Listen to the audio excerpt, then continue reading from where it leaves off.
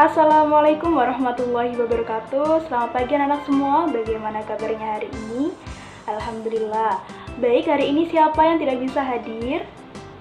Oke, baik anak-anak, sebelum kita memulai pelajaran pada pagi hari ini, marilah kita berdoa bersama-sama menurut kepercayaan dan keyakinan masing-masing. Berdoa dimulai. Berdoa selesai. Anak-anak, hari ini ada yang tahu kita belajar terkait apa? Benar, hari ini kita belajar mengenai proklamasi kemerdekaan. Nah, dengan kalian mempelajari proklamasi kemerdekaan, diharapkan nantinya akan kalian dapat mengetahui bagaimana sih peristiwa pada proklamasi kemerdekaan itu dengan rasa penuh kepedulian.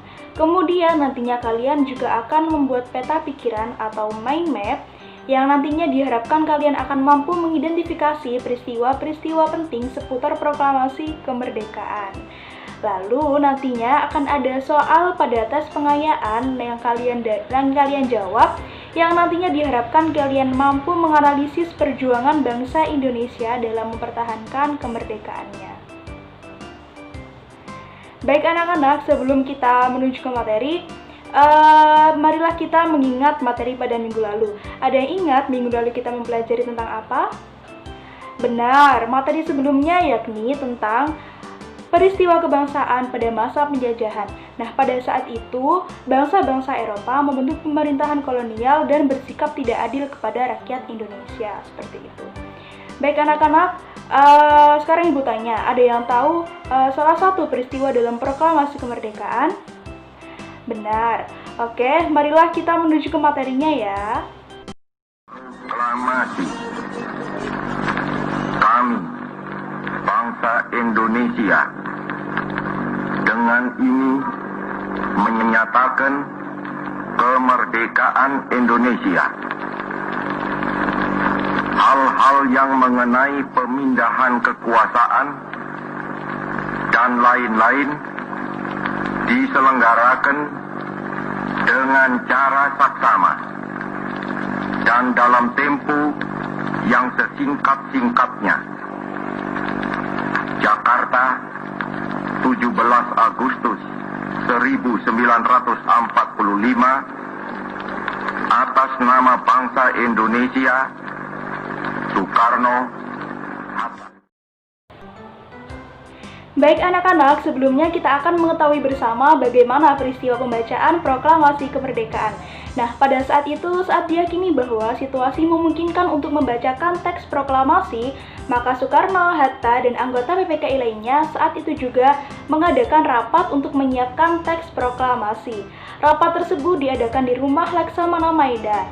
Nah, Soekarno bersama tokoh perjuangan yang lain menulis naskah proklamasi itu. Kemudian tulisan itu diketik oleh Sayuti Melik. Pembacaan teks proklamasi kemerdekaan pun diadakan pada hari Jumat 17 Agustus 1945 Masehi atau 17 Ramadan 1365 Hijriah, pukul 10 pagi, bertempat di rumah Soekarno, Jalan Pegangsaan Timur nomor 56, Jakarta.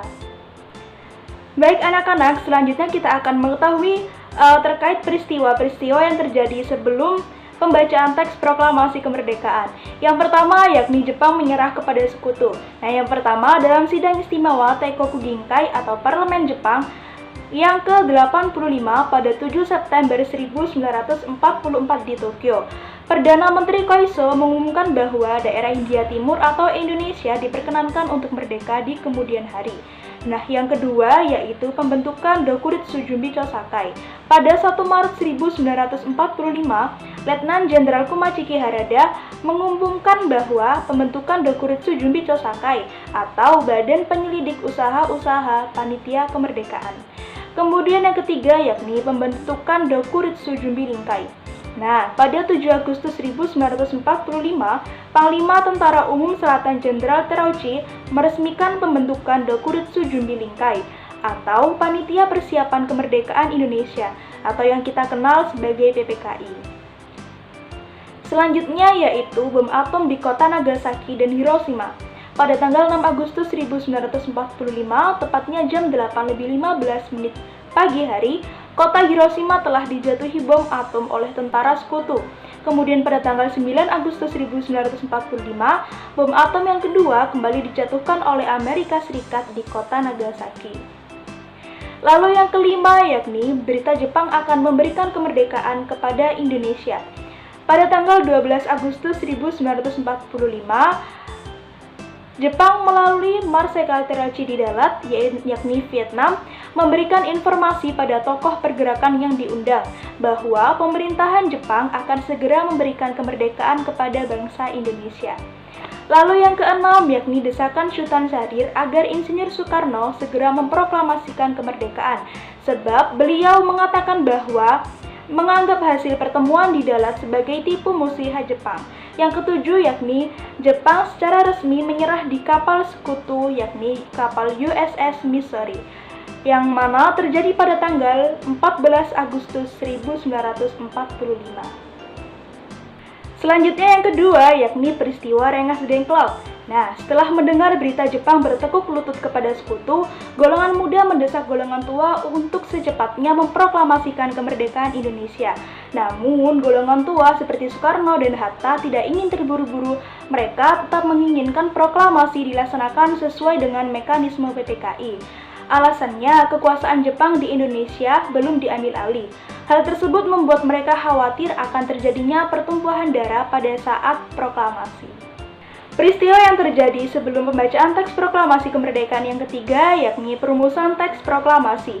Nah, ada beberapa kata yang dirubah dalam perumusan teks proklamasi. Yang pertama yakni kata tempo diubah menjadi tempo yakni tanpa H. Yang kedua yakni konsep wakil-wakil bangsa Indonesia diubah menjadi atas nama bangsa Indonesia. Lalu tulisan Jakarta 170805 diubah menjadi Jakarta hari 17 bulan 8 tahun 05. Setelah selesai diketik, naskah proklamasi tersebut ditandatangani oleh Soekarno dan Hatta. Nah, selanjutnya yakni peristiwa yang terjadi setelah pembacaan teks proklamasi kemerdekaan. Pada tanggal 17 Agustus 1945, pagi itu juga teks proklamasi telah sampai ke tangan Noaidan B. Palenawen. Ia adalah kepala bagian radio dari kantor Domei. Ia menerima teks tersebut dari seorang wartawan Domei yang bernama Syahrudin. Atas perintah Palenawen, teks proklamasi kemudian dibacakan oleh F. Woods. Penyiaran proklamasi kemerdekaan menyebabkan stasiun radio itu ditutup oleh Jepang. Meskipun demikian, para pemuda tetap bertekad menyiarkan berita proklamasi kemerdekaan ke seluruh penjuru dunia. Nah, mereka menciptakan pemancar baru di Menteng 31. Baik anak-anak, selanjutnya marilah kita mengenal siapa proklamator kemerdekaan Indonesia. Yang pertama yakni Insinyur Soekarno. Presiden pertama Republik Indonesia, Soekarno yang biasa dipanggil Bung Karno, merupakan tokoh pada masa perjuangan hingga masa kemerdekaan yang menjadi panutan bagi para pejuang kemerdekaan yang lain. Yang kedua yakni Muhammad Hatta. Bung Hatta adalah pejuang, negarawan, dan juga wakil presiden Indonesia yang pertama. Baik anak-anak, selanjutnya kita akan mengetahui tentang pembentukan Negara Kesatuan Republik Indonesia atau NKRI. Yang pertama yakni adanya pengesahan Undang-Undang Dasar atau UUD 1945. Rapat pertama PPKI dilaksanakan di Pejambon, Jakarta. Lalu yang kedua yakni pemilihan presiden dan wakil presiden. Otto Iskandar Dinata mengusulkan bahwa pemilihan dilakukan secara mufakat. Lalu yang ketiga, pembagian wilayah Indonesia. Rapat PPKI pada tanggal 19 Agustus 1945 memutuskan pembagian wilayah Indonesia menjadi 8 provinsi di seluruh bekas jajahan Hindia Belanda. Lalu pembentukan kementerian, yang mana diajukan oleh panitia kecil tersebut adanya 13 kementerian. Lalu yang kelima yakni pembentukan Komite Nasional Indonesia. Pada tanggal 22 Agustus 1945, PPKI kembali menyelenggarakan rapat pertemuan pembentukan KNIP, yakni Komite Nasional Indonesia Pusat, yang mana akan menggantikan PPKI. Selanjutnya yakni membentuk Kekuatan Pertahanan dan Keamanan. Tanggal 23 Agustus, Presiden Soekarno mengesahkan secara resmi berdirinya BKR sebagai badan kepolisian yang bertugas menjaga keamanan.